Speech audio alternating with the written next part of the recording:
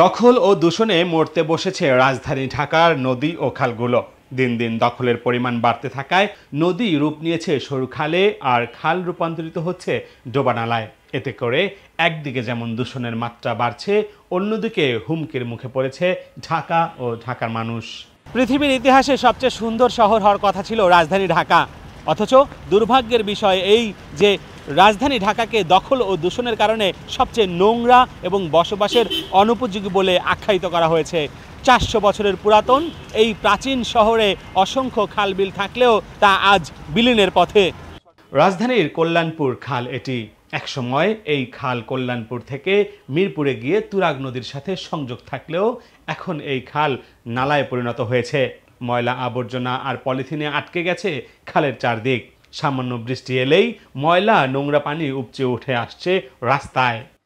অব্যবস্থাপনার কারণে যে পলিথিন খালের ভিতর আসে এবং এগুলো খালকে দূষিত করে, দ্বিতীয়ত পলিথিন জমা হয়, এমনকি আমাদের পরিবেশকে বিশেষভাবে দূষিত করে, মাটিকে দূষিত করে, মাটির উর্বরতাকে দূষিত করে এই পলিথিন। এই যে আমাদের এই খালটা মনে করেন যে নিয়মিত পরিষ্কার না করাতে মনে করেন যে পানি যে সময় বৃষ্টি বেশি হয় তখন পানি ওভার হয়ে এদিক দিয়ে রাস্তাতে চলে যায়, মানে মাঝে মধ্যে তো মানুষের সমস্যা হয়, এরপর প্রাইভেট কারও এখানে পড়ে যায়, বুঝাই যায় যে এটা রাস্তার মতো। এই কিছুদিন আগে আপনার মনে করেন যে একটা প্রাইভেট কার এখানে পড়ে গেছে, পড়াতে প্রাইভেট কারটার অনেক ক্ষতি হয়েছে, ড্রাইভারেরও ক্ষতি হয়েছে, গেডিতে সমস্যা হয়েছে। অনেক জায়গাতে দেখা গেছে জলবদ্ধতার সৃষ্টি, প্রায় দেখা গেছে যে আপনার অলিগলিতে চিপা চাপায় দেখা গেছে ড্রেনেজের ব্যবস্থা ভালো না, ড্রেনেজ সিস্টেমও ভালো না।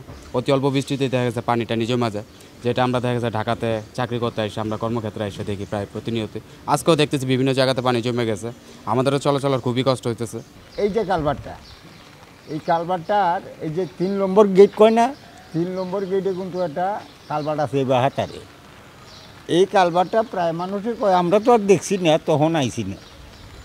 এই কালভারটা বলি উঠাইছে না, এরপরে সাত করে হেলছে এটার উপরে দিয়ে, ময়লা টলা চায় না, এটা তলি দিয়ে, এই কারণে আটকে থাকে পানি। অপরিকল্পিত বজ্র ব্যবস্থাপনায় দূষিত হচ্ছে পানি, দূষিত হচ্ছে পরিবেশ। অযত্ন অবহেলায় অস্তিত্ব হারাচ্ছে রাজধানীর ভেতরে থাকা এসব খালগুলো। অবৈধ স্থাপনা পার ছাড়িয়ে চলে এসেছে খালের ভেতর, গড়ে উঠেছে ছোট ছোট রাস্তা। গবেষণা সংস্থা রিভার অ্যান্ড ডেল্টা রিসার্চ সেন্টারের গবেষণার তথ্য অনুযায়ী স্বাধীনতাকালেও ঢাকা জেলায় নদীর সংখ্যা ছিল 15টি, আর শুধু মহানগরীতেই ছিল 75টির মতো খাল, যা কিনা এখন অনেকটাই বিলীন হবার পথে। নদী দখল ও দূষণ নিয়ে বন ও পরিবেশ উপদেষ্টা রিজওয়ানা হাসান বলেন, নদীর দখল, দূষণ ও নদীর নব্যতা ফেরাতে কাজ করবে সরকার। যে নদীতে এত জল, এই জলেও কি আমার কলঙ্ক ঘুষবে না? সব ময়লা যে ওখানে ফেলে দেন, তাইলে আপনি নদীকে কোনোভাবেই দূষণ মুক্ত করতে পারবেন না। আমরা যে কাজটা শুরু করেছি তা হচ্ছে, কিছু কাজ করা আছে। যেমন আমার জানা মতে 66,000 দখলদার, আমি 63 কিনা ঠিক জানি না, আমি জানতাম 66,000, কিন্তু দখলদাররা তো থেমে নাই, ওরা তো দখল করেই চলছে, তো 66,000 নিশ্চয়ই বেড়ে যাচ্ছে।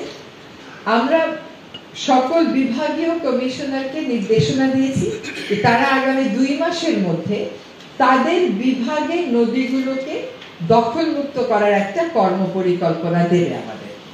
সাধারণ মানুষের প্রত্যাশা দ্রুত এসব হারিয়ে যাওয়া নদী ও খাল দখলদারত্বের হাত থেকে রক্ষা করতে যথাযথ ব্যবস্থা নেবে সরকার। রাকিব হাসান, বার্তা 24, ঢাকা।